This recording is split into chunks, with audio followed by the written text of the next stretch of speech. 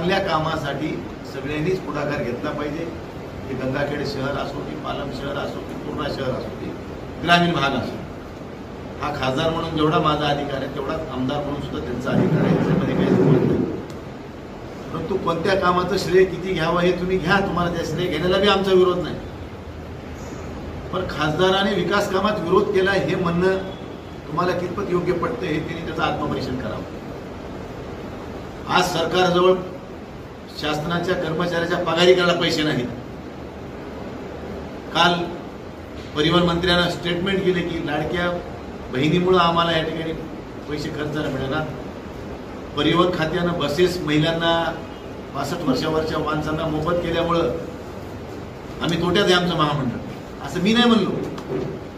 परिवहन मंत्री प्रताप सरनाईक म्हणले. आणि मग आता 250 कोटी रुपयाचा पूल तुम्हाला करायचा आहे, जेव्हा की तिथं गरज नाही, तुमच्याजवळ पैसे नाहीत, तरी मग हे पैसे कुठून देणार तुम्ही या पुलाचे? आणि लोकांना सोयीचं काय आहे ते बघा ना. लोकांना अडचणीत आणून, दुसऱ्याचे संसार उघड्यावर आणून,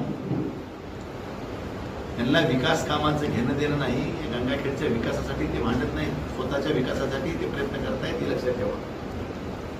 त्यामुळे स्वतःचा विकास तुम्ही आणखी अनेक मार्गातून करून घ्या, त्याच्याबद्दल आमचं काही म्हणणं नाही. परंतु मड्यावरचं लोणी खाऊन स्वतःचा विकास करण्याचा प्रयत्न केविरवाना करू नका, ही माझी तुम्हाला या ठिकाणी विनंती असते.